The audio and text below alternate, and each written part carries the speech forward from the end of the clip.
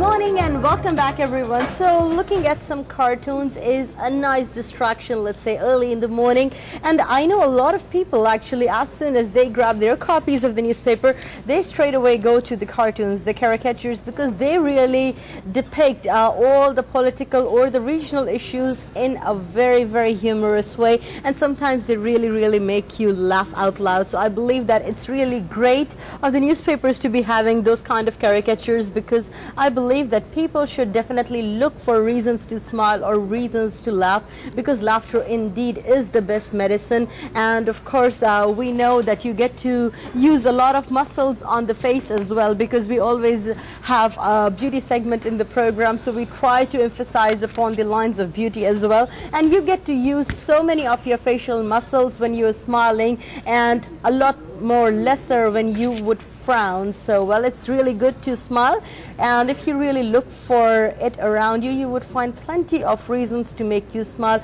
In fact, when you wake up early to the morning, you can see that even waking up early in the morning is such a blessing from Allah the Almighty, because we know that so many people go to sleep and they never wake up. So everything that we see around us is indeed a big blessing from Allah the Almighty, and we really need to smile and to thank Him from the very bottom of our heart, of course, for all those things that He has bestowed upon us. Absolutely. Of course, it's always great to count your blessing, because so many people are, of course, without what you are having. And the funny thing is that many people take for granted what they have. And of course, the saying which says that you have to lose something in order to appreciate its value is actually very true. And of course, it's very important to thank Allah, and of course to thank Him for everything that you have and all the blessings, and of course all the happiness that you do have. Speaking of cartoons that Simon was actually talking about, I know that everyone has their own favorite cartoons, but for me, I think personally, I would say the political cartoons, which you'd find on everyday's newspaper, of course also online, are something that really captures my attention, because it really does make sense in a funny way, in a humorous way. They do make sense, and of course they do give you an outline, or of course they give you, let's say they stress on the importance of political issues that are going on in our everyday world. Moving on, of course, later on we'll be going up to our health and beauty segment, where we've been covering about healthy locks and how to have healthy hair.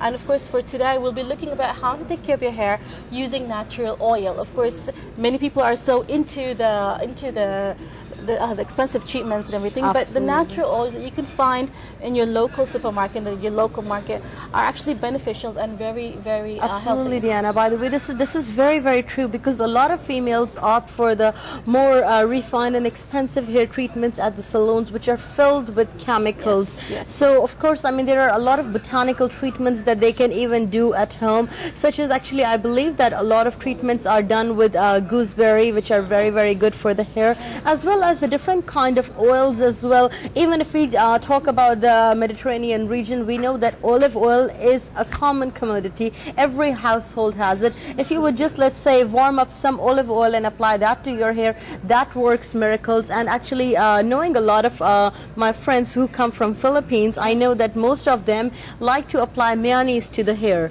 and they say that it really work magic, especially when it comes to the split ends at the end of the hair. They really, let's say, moisturize it very well. Actually, if we come down to the basic, mayonnaise actually has a lot of eggs, and it has some oil as well. I believe it's the eggs that actually make it a natural moisturizer. And of course, I also believe that there are some other, of course, ingredients in the mayonnaise which would really work, and of course are great for softening hair. And of course, having a mayonnaise treatment on your hair several times, let's say several times a month, for example, or even let's say 2 times a month, really can give you a difference. If you don't mind the smell, I have to say the smell is a bit very strong and very pungent, but if you don't mind the smell of mayonnaise, it's great as a hair treatment, it's great as a hair mask as well. So hopefully we'll be looking at different ways you can take care of your hair at home. And of course, I believe that, of course, the everyday blow drying and everyday ironing that we do in our hair, and the different chemicals that we apply do damage the hair in the long run. Absolutely, and actually when I see the presenters on the other networks, I really feel so grateful that, alhamdulillah, you know, we are here in the Muslim culture where we are covering our heads, because I see that most of the presenters on television, you know, their locks of course look lovely when they are on TV, but we know the kind of damage which is being done there with the rigorous, let's say, back combing and the hair spraying. It is just too much for your hair. Your hair need to be just let alone by themselves. Sometimes actually it's even good not to wash your hair for a day or so, so that, you know, the natural oils from your hair would come out from the hair scalp and they would like penetrate with the rest of the hair. It is also very important sometimes to just leave your hair just like that, or else when we talk about hair care, we know that we have to stay away from back combing. I don't really know the exact harm that it does to the hair, but that's what I have always been hearing, that back combing is something very, very bad, and it has very negative impact on the hair, along with all those kind of chemical hair products as well, of course. Absolutely, I do agree. As you said, it's always a good idea to let your hair air dry, or of course to use minimum products on your hair, because it makes a huge difference on how you really look. And of course, damaged hair, no one wants damaged hair, but of course damaged hair is a sign of your body's health inside. And of course, we'll be talking about more about hair care, and of course hair products which are actually healthy for the hair and for those who are very damaging. Moving on, as we said earlier, today we're talking about the use of ozone in medical treatments.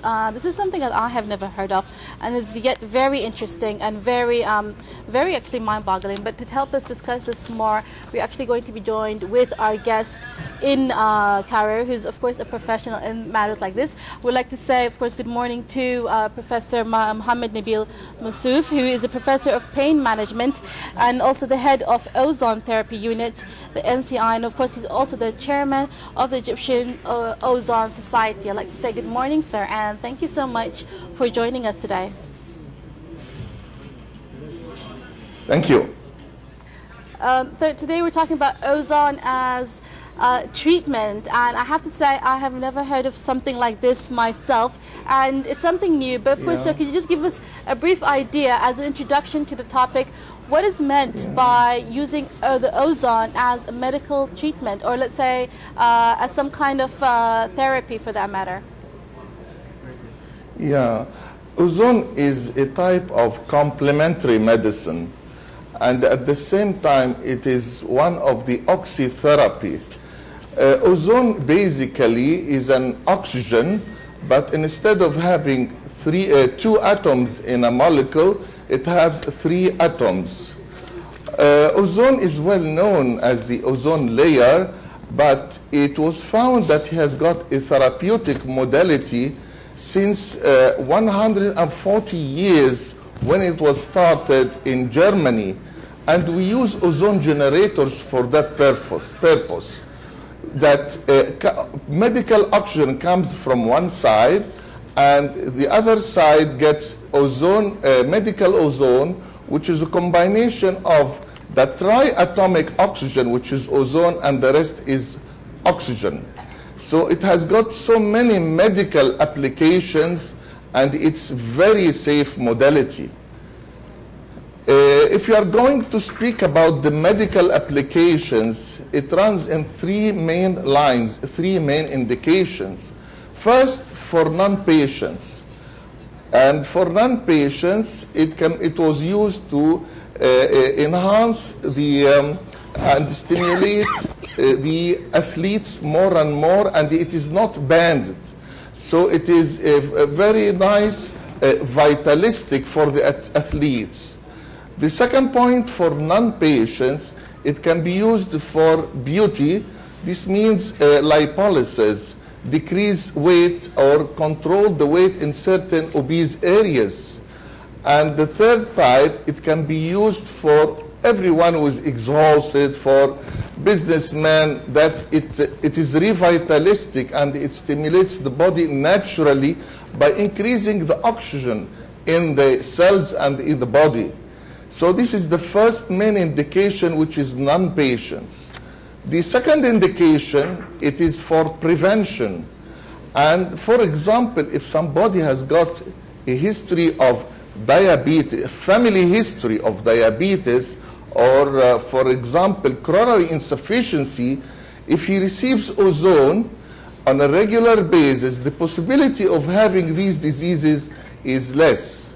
And also it has a nice effect to ameliorate the aging process. It is well known that in UK, the Queen Mum received ozone, that she lived more than 100 years, and she received ozone on a regular basis as an anti-aging modality. The third thing is for medical, I mean for in diseases. And I have to emphasize, the point is that ozone, it does not replace the modern medicine.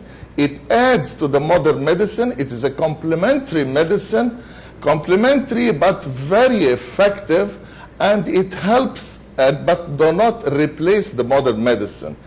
And basically, because ozone is working on the cellular level, so it has so many effects in different organs and many specialties. So if you are going to summarize the indications for patients, one of the main and wonderful indications is the vascular diseases. What I mean, if there is vascular insufficiency in the brain, for example, cerebral stroke, vascular insufficiency in the coronary insufficiency, or peripheral, let's say, upper limb and lower limb, what's called Raynaud's disease in the upper limb and lower limb. This is Berger's disease. So it helps very much, and at the same time, it lessens any medication given to the patient to treat. This number one, which is the vascular. If you add more, the second is the problem of diabetic complications. So it is wonderful in cases of diabetic retinopathy and also diabetic foot, which is a bad healing, difficult to treat ulcer, and diabetic nephropathy on the kidney.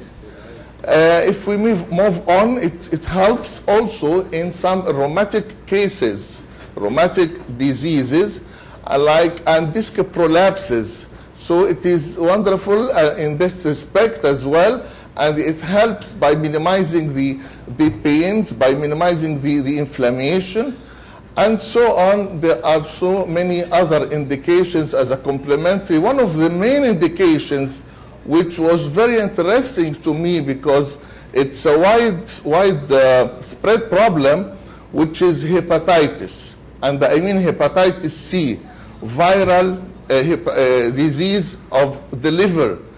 Ozone proved by so many researchers that it helps and treat viral diseases per se, and especially we know that the regular treatment for viral diseases, viral hepatitis C, is high. The side effects is very high, as well as the cost, and the efficacy is limited. So this is wonderful, putting in mind that it is very safe.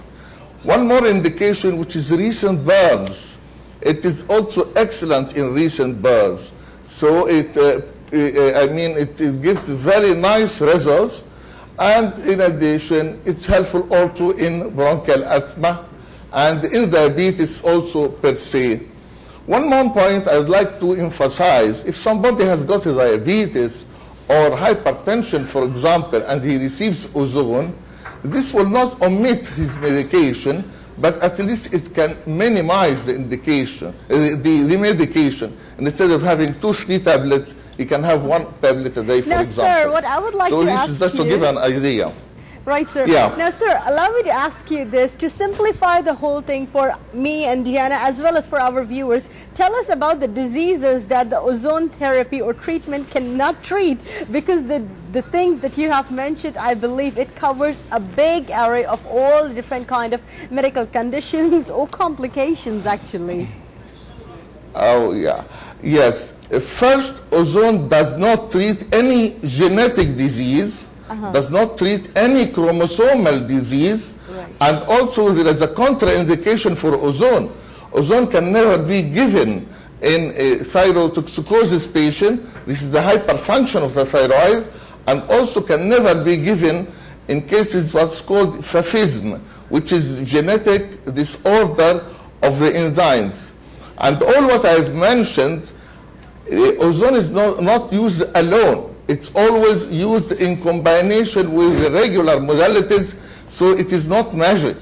And at the same time, treating a patient with ozone, there must be many doctors, many specialties. For example, a case of diabetic foot, blood healing ulcer, should be treated by the medical doctor, the endocrinologist, to control the diabetic condition, the surgeon to clean the wound, and the ozone expert for treatment. So it is always a multimodality and multiple specialties. Absolutely. But sir, of course we understand that of course the ozone is not meant to be used alone, of course, but is in addition to the medications, or of course, or to the medical care that a patient is receiving. But more importantly, sir, could you please tell us about what are the side effects of using ozone as a medical treatment, and how important is it? How important is ozone in the medical field? Well, as regards side effects, ozone is the safest ever possible modality known in history. And from the scientific point of view, the side effects is 7 per million. And these side effects includes some headache, chest oppression, and tingling sensation, and sometimes constipation, which is minor. But I have to emphasize the point that ozone should be given by the expert only. For example, ozone should never be inhaled. If it is inhaled, it causes bronchitis. And this is well known, and every expert knows that. And it's forbidden by the International Ozone Association. Also, ozone can never be given directly intravenous. It's a gas. And if you give it directly intravenous, this is a gas embolism, and this is also prohibited. So if it is used by the expert, it's the safest ever modality.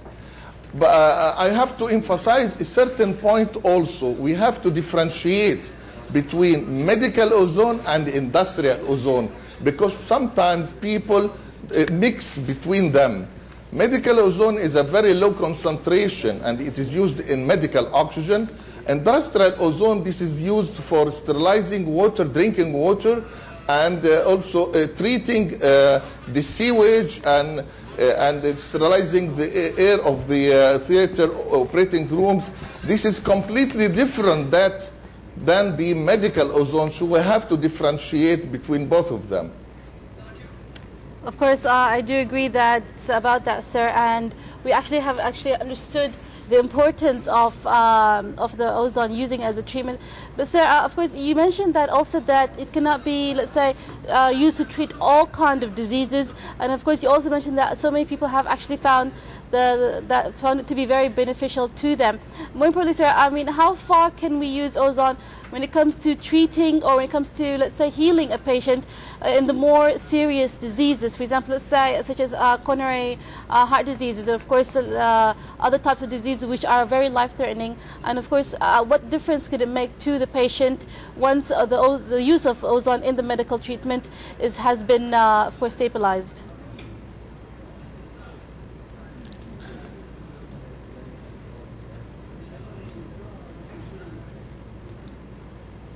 Yes.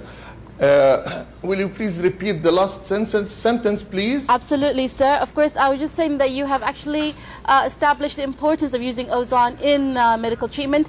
But of course, I just wanted to know, sir, how far along can we use ozone when it comes to treating medical conditions, such as heart conditions, or let's say, for example, such as liver conditions, in place of using them as transplants? Yeah, ozone is very effective in vascular diseases, including coronary, cerebral, and there are now almost 20,000 researches on ozone therapy in so many fields. The vascular is one of them. So it enhances oxygenation of the blood. It destroys, or it breaks down the cholesterol and the atheromatous plaques, which is obstructing the blood vessels, because it reacts by oxidation. And also it enhances the shift or the liberation of oxygen to the tissues. So it is very successful in vascular disease, but it is not used alone. And here I have to clarify a thing. It is an adjuvant therapy, but it is not, it is very effective, not just a mere addition. It is highly effective. So this is a very important point. I'd like also to add something, because I work in National Cancer Institute and I'm head of ozone therapy there. It might clarify things to the viewers that ozone, for example, if you use ozone with chemotherapy to treat cancer, it lessens the side effects of chemotherapy and increase their effect. It enhances or stimulates the immunity of the patient, and the immunity is everything. And at the same time, it has a positive effect on the psychological status Indeed, of the body, which is excellent. Indeed, but sir, does not. Actually, I really believe that all the things that you have mentioned, ozone treatment seems to be very, very miraculous. And thank you so much for enlightening us about this new thing, because a lot of people, I'm sure, did not hear about it before the program. So with this, Mr. Muhammad Nabil Mawsouf, we'd like to thank you very much indeed for joining us in today's edition of the program. Thank you very much. And well, the viewers, stay tuned, as up next we are going to move on to Time to Focus, where we are going to stay together and focus upon the opening ceremony of the first Arab Publishers Conference, which was patronized by the custodian of the Two Holy Mosque, King Abdullah bin Abdulaziz Al Saud. And of course, it was under the umbrella of the Ministry of Culture and Information. So stay tuned, as it is Time to Focus.